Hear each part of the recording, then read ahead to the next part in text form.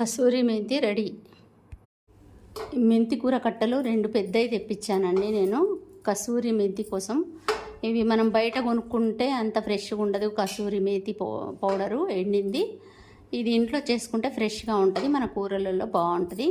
ఇది ముందుగా కడిగి కాడలు తీసేసి ఈ ఆకుల్ని వేరు చేయాలి. కాడల నుంచి చేసి శుభ్రంగా కడిగి ఒక క్లాత్లో ఆరబెట్టుకుందాం. మెంతి కూర ఆకులు ఇట్లా కాడలన్నీ తీసి పక్కన పెట్టేసి ఈ ఆకులలో నీళ్లు పోసుకోవాలండి. కొంచెం ఫ్రిడ్జ్లో పెట్టుకొని చల్లటి నీళ్ళు ఇందులో పోసి ఒక 15 నిమిషాలు పెట్టి ఉంచి శుభ్రంగా కడిగినాకనే చల్లటి నీళ్ళు పోసి ఒక 15 నిమిషాలు పెట్టుకొని తర్వాత వడేసుకోవాలి. ఒక జల్లి బుట్టలో వడేసుకున్న తర్వాత ఆరబెట్టుకోవాలి. చల్లటి నీళ్ళు ఫ్రిడ్జ్లో అయ్యి చల్లటి నీళ్ళు దీనిలో పోసేసుకొని ఇట్లా మంచిగా చక్కగా ఇట్లా చల్లటి నీళ్ళల్లో ఒక 15 నిమిషాలు ఉంచిన తర్వాత వడేద్దాం. ఈ మెంతి కూరని శుభ్రంగా వడేసిన బుట్టలో నుంచి తీసి మంచిగా ఒక క్లాత్ మీద ఆరబెట్టుకుందాం.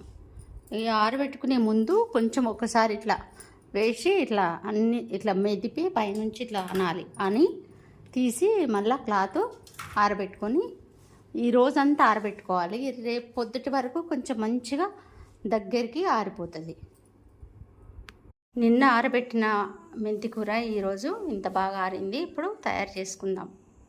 కసూరి మెంతి తయారు చేసుకుందాం. స్టవ్ మీద ప్యాన్ పెట్టాను. పెట్టి ఇప్పుడు ఈ మెంతి కూర ఆరినది ఇందులో వేసి కొంచెం వేడి చేసుకుందాం. ఎందుకంటే ఖరాబ్ కాకుండా ఉంటుంది, మనం ప్యాక్ చేసి పెట్టుకుంటాం కదా, అందుకని కొంచెం మంచిగా క్రిస్పీ అయ్యే వరకు వేయించుకోవాలి. సిమ్లోనే వేయించుకోవాలండి, ఇది మాడకుండా. ఇదిగో ఇలా నలిపితే పౌడర్ వచ్చేసింది, దింపుకోవడమే. ఈ కసూరి మెంతి చాలా మంచిదండి. మనము ప్యాక్ చేసి పెట్టుకోవాలి. ఇట్లా గాజు బాటిల్లో పెట్టేసుకుంటే మనకి ఎప్పుడు అవసరం ఉంటే అప్పుడు కూరలలో వేసుకోవాలి. కసూరి మెంతి రెడీ. లైక్ చేయండి.